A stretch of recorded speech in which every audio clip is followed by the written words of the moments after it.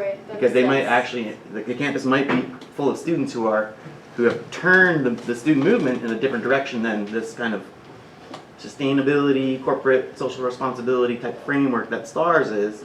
It's very apolitical, STARS. It's not political at all, whereas these other movements are very, very political and very engaged. So I guess it's more of a comment than a question, but something to think about as you're trying to explain why there might not be differences. It'd be nice to see which of those campuses actually have had a divestment movement. Not necessarily a successful one, because that's a whole other question. Is like, how do you get Stanford divested from coal? Well, that's because they saw coal stocks plummeting. So they're like, well, that's actually a good idea. They're still invested in natural gas and oil. So anyhow, just something to think about as you go forward. But it's a fantastic talk. Thank you. Should we step outside? Or We want to. Questions? We can take a couple more. Okay. Similar, first of all, AnaLisa, yay! Really glad that you got all the data, and I remember when you let an undergraduate collect some data and look at it, and the class I was teaching really appreciate that too. Neat stuff. I'm also kind of thinking about these potential confounding variables, other stuff that's happening across your campuses, and one thing I wanted to ask you about is, do you think that there's any other differences between Stanford and SoCA and some of your other schools that might be driving some of that might be confounding the environmental knowledge or behavior questions? Like, is there anything about Stanford and SoCA that seems at all different from the other schools? Right. If we wouldn't mind, would you just put up the list of schools so we can? Oh, sure. Okay. Where's SoCA? I'm really interested in that. I'm forgetting what it's okay. It's like by Laguna Beach. I live okay. in Laguna. Laguna Miguel, I think. Okay. Maybe it's the proximity to surfing? Yeah. Here's our There you map. go. So where is SoCA? SoCA is here. So Like, it is, for yeah. example, Here. anything about the student body side? Did you collect that information? That's the thing, actually. SoCA definitely has a what's the word? I'm not sure, but they already have. They only have 4 academic courses.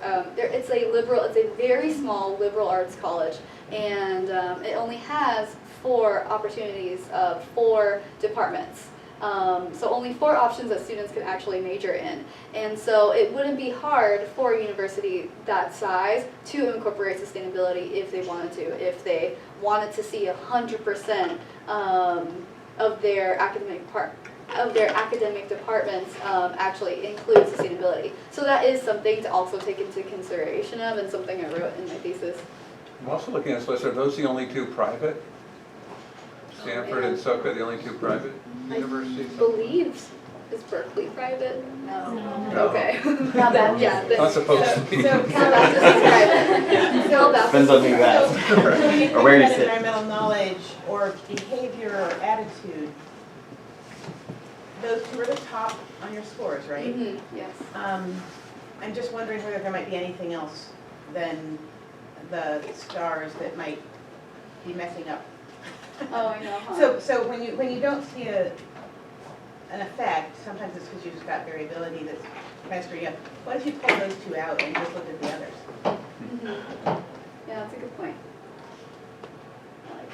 So just sort of thinking about how your confounding variables could be kind of dealt with. So I know you still have a little bit more time to write out. If you had a chance, just try it like that. See if you got anything else interesting. I would recommend it. Kind of along the lines of what Dustin was suggesting of combining. But I thought about combining 2, and I thought it's combining pretty disparate campuses. And just, you have a lot of data. It would be interesting. So that'd be one recommendation. The question I had was statistical. Not normal, I hate that, but that's always the case with surveys, right? So did you see that people were topping off on behavior and knowledge, or were they hitting the top of the scale? Let's see. In knowledge, it looked like they were. At least SoCA was at 14 out of 14, right? Right here. But if they're topping off, then they can't be different from each other. What's the top of the scale for?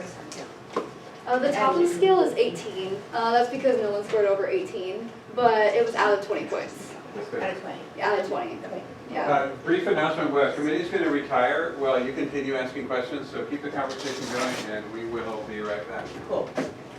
For knowledge, what was the top score? For knowledge, the top score was about a little bit over 12.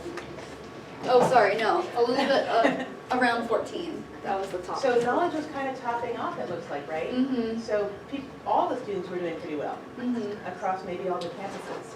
So that would be a bit of a challenge for, you're talking about problems with the survey, right? The fact of topping off, everyone topping off, would be a good critique of the survey questions. Right. You Exactly. want people, some people not to know everything. Mm-hmm. So anyways, as you're writing up your discussion and the survey instrument and all that, I don't know if you've gotten to that already, but topping off is always a problem. Mm-hmm. It makes it hard to find differences if everybody gets everything right. Right. That's just a sort of statistical thing to throw in there. Yeah, that makes sense. Thank you. Yeah. I just wondered on your statistics if you did a power analysis, because especially between the stars and not stars, you had 9 versus 3, so Mhm. a huge difference in surveys. So I just wonder if maybe you weren't reading that significance mark because you didn't have surveys per se, Mm-hmm. if you happen to look at that.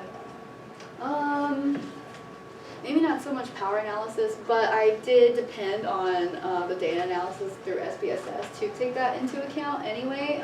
The dichotomy between the lower amount of surveys completed versus the higher amount of surveys completed. So yes and no.